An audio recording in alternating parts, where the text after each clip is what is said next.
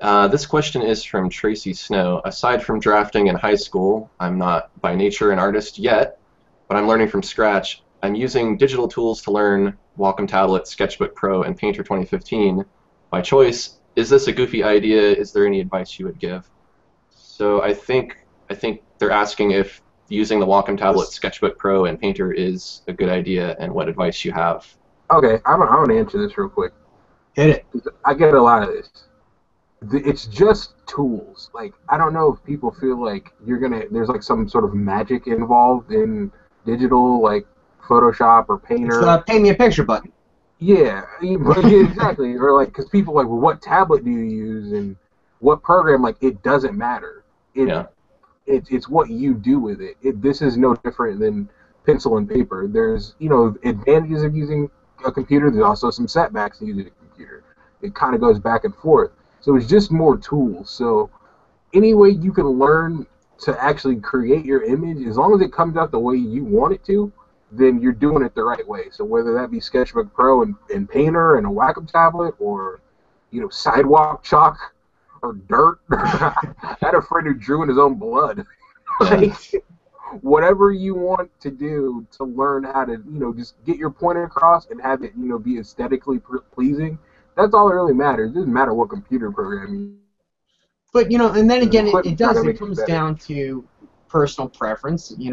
If it's traditional, everybody has their favorite pencil or their favorite type of paper. But like you said, Torren, it all comes down to it's less about the wand. It's more about the magician. If you can't draw, if you can't paint, if you don't have color theory or anatomy or things like that, you can have the most high-tech tablet in the world, and it's not going to matter. Yeah. So all this is to say that try it out. If it works for you, great. If it doesn't, great. But I don't think with any of the products that you mentioned or any of the products that we mentioned, you can't go wrong.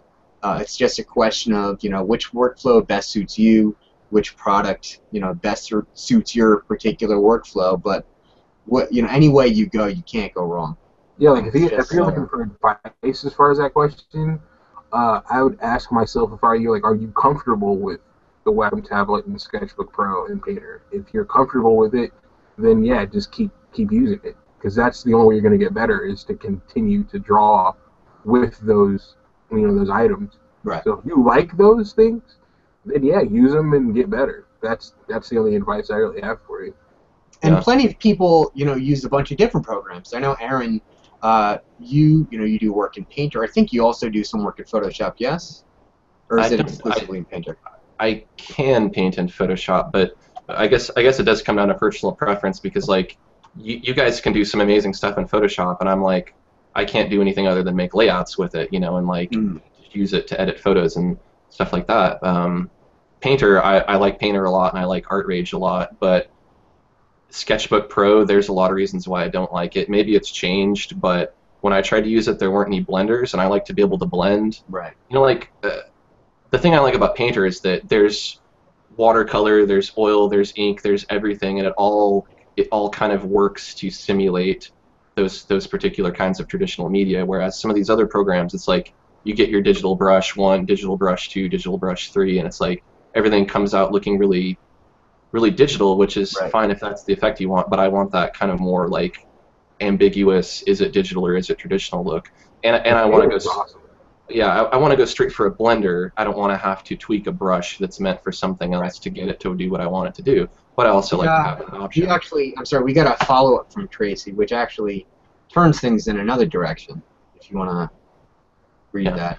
As far as skipping she's saying, sure, I'm saying that I'm skipping the pencil and paper route and using only digital tools to learn from scratch. So if you're learning from scratch, I think it's good to do both. I mean, you don't really want to do one or the other, because there's a lot you can learn from drawing with pencil and ink, and there's a lot you can learn from drawing digitally. If you're going to draw only digitally, that's fine, but if you want to have some understanding of how to make a drawing look like it's drawn in pencil, or you want to make a drawing look like it's an acrylic painting, you have to work a little bit with acrylic or with pencil to be able to see those effects that those media create.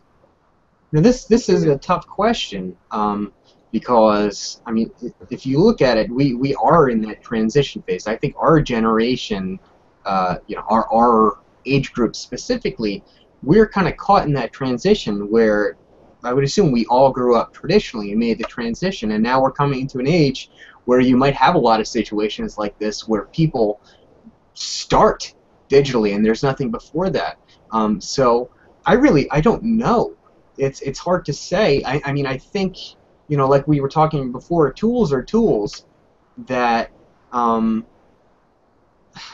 guess the fundamentals apply regardless of the medium. Like you said, Aaron, if there's some kind of traditional effects that you want to simulate digitally, it definitely is going to help to have gotten your hands in there traditionally beforehand. But yeah, I don't think that it's a goofy idea. I don't think that you can go wrong by starting traditional or digitally.